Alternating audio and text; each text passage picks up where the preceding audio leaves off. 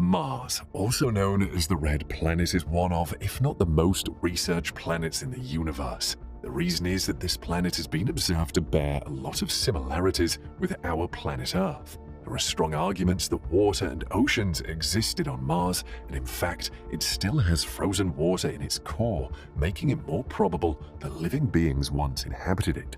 But what is with the mysterious 2,000-long cloud that appears on it every day? Could this be further evidence that something is cooking itself up on the planet that may benefit future colonists or even humanity someday? Or is there something that the space scientists are not telling us? Stay tuned as we tell you all you need to know about the mysterious 2,000-kilometer-long cloud on Mars that returns every day. Mars is a relatively small planet, the second smallest in the solar system after Mercury. Mars is positioned at 6,794 kilometers opposite the equator, and it rotates in 24.623 hours sidereal. The red planet is, on average, 1.52 astronomical units (AU) away from the Sun in orbit, more unconventional than Earth. It has a thin and dry atmosphere, mainly consisting of carbon dioxide, and its surface temperature ranges from 133 degrees Celsius to 23 degrees Celsius. If you look at Mars with ordinary eyes, you see a strong reddish color. This is because it contains a high mass of rust iron on its surface. This redness caused it to be named after the Greek god of war. Mars's polar caps melt and wax with the seasons. Its southern cap consists mostly of dry ice and becomes elevated in low pressure below the triple point of carbon dioxide. This moisture evaporates almost completely during summer. Its northern cap showcases seasonal carbon dioxide overcoat. However, a core of water ice shows through Mars's northern summer. There are also signs of past volcanic activities on Mars's Great Tharsis Bulge, with its volcanoes Pavonis, Olympus, Arsia, and Ascraeus.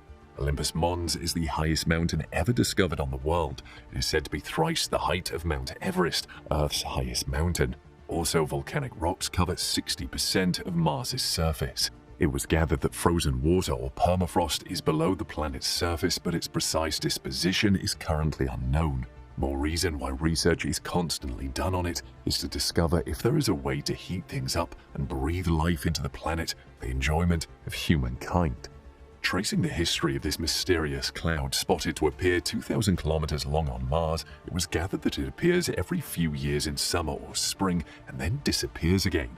Astroscientists caught this cloud on camera in 2009. However, it has been tricky figuring out what is causing this cloud to form or why it keeps coming and going.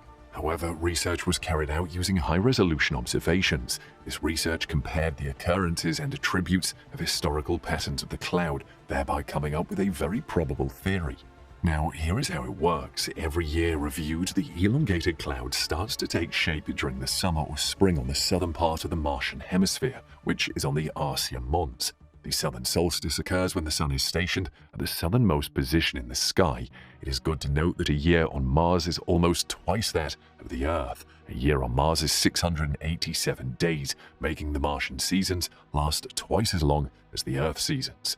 This mysterious cloud surfaces every morning during each season, lasting about 3 hours before it disappears into thin air again. Could it be that our celestial neighbors are merely cooking breakfast in the volcano while we are here snooping into their business? Unlike the type of cloud we have on Earth, this clouding process on Mars happens super fast. It happens within a matter of 10 hours. It also expands at a dashing high speed of about 600 kilometers per hour, which is about how fast an airplane flies. But how is this Mars cloud different from the regular ones on Earth? The thing is, Earth's clouds are formed from water vapors, whereas clouds can be formed from other matter, such as Saturn's methane. The clouds in Earth's sky are formed when the water at sea level gets heated and evaporates up into the sky.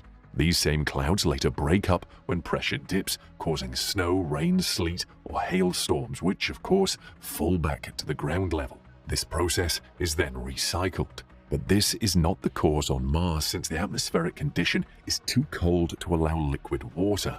Instead, this cloud is made up of frozen water. This cloud is easily mistaken for plumes from volcanoes, but this notion is not true, since the volcanoes on Mars have been dead for billions of years. Or are they still alive and gathering momentum through Mars's core? We don't know this to be the case, but what do you think? Let us know in the comments. This mysterious Martian cloud forms in the morning from the base of the Arsia Mons volcano and continues to travel upward on the western slope. And as soon as the temperature drops, the moisture in the wind starts to condense around dust particles, forming what is known as an orographic cloud on Earth. But how does the orographic cloud really form? A new study was carried out using data from the Mars Express and VMC observation instruments, and other instructive data was gathered from space missions such as NASA's Mars Atmosphere and Volatile Evolution, the Viking 2, and the Indian Space Research Organization's Mars Orbiter mission known as MUM. This research gathered that the cloud's emissions measured up to 1,800 kilometers. It also revealed that this is the biggest orographic cloud ever observed on Mars. It further shows that the wind is shot powerfully upwards by natural causes. There are many examples of orographic clouds on Earth, including the orographic clouds that occasionally form in Rio de Janeiro and on the Damavand volcano in Tehran, Iran. These are created in the same manner. What happens here is that a lot of moist air gathers around a large mountain or a volcano, and some sort of pressurized airflow pushes the cloud up on the mountain through an orographic lift. But why does this orographic cloud only appear on the Arsia Mons? Why is it snubbed the other three volcanoes? Why is the Arsia Mons so special? Could it be that our celestial neighbors have specifically chosen the Arsia Mons for their powerful ritual to awaken the god of war? Maybe not, but this is a question and a mystery that scientists are still trying to decipher. However, our data tells us that Arsia Mons is the only location where any cloud forms close to the Martian equator. Ordinarily, lots of other clouds appear near the poles of Mars and not in the equatorial regions. This cloud appears daily, especially at the Martian local dawn. It begins with its head appearing just on top of the Arsia volcano and then slowly starts to elongate and stretch further and further. It starts from about 15 kilometers and then, within a few hours, stretches up to 150 kilometers in width and slightly more than 1,800 kilometers in length. Once it has completed this stretch, it begins to disappear again, and the whole cloud disappears within about 10 hours. All these occur immediately after every spring on Mars, especially when clouds of water start to form around the volcano, which is about 20 kilometers in height.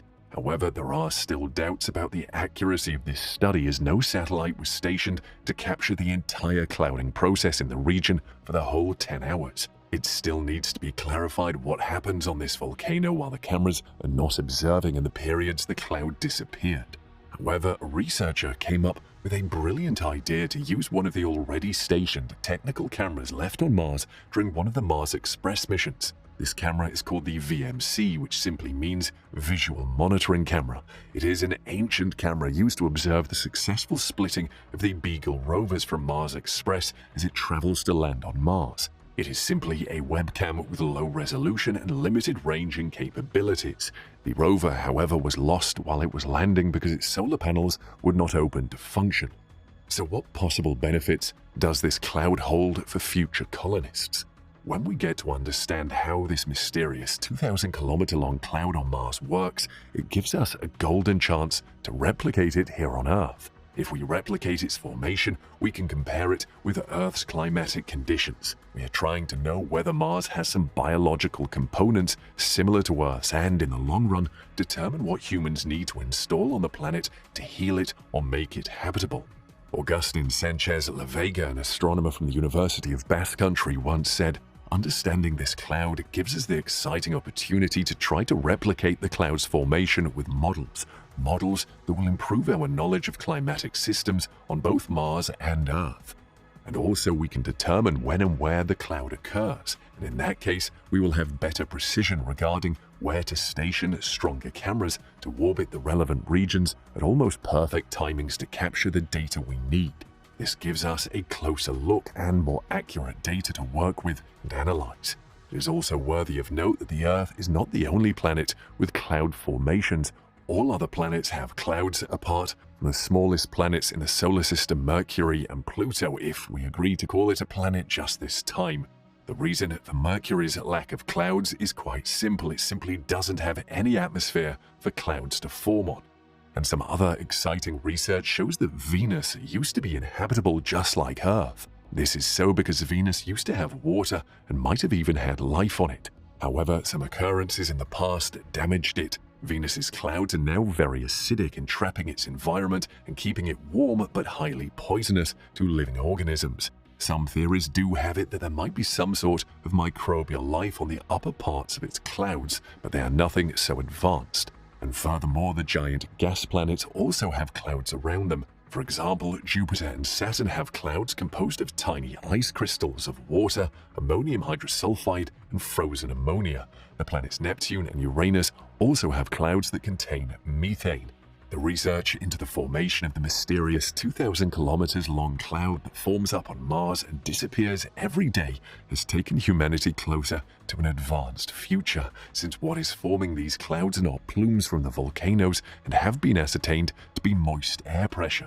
Then Mars has some water stored somewhere within its core that can be tapped into.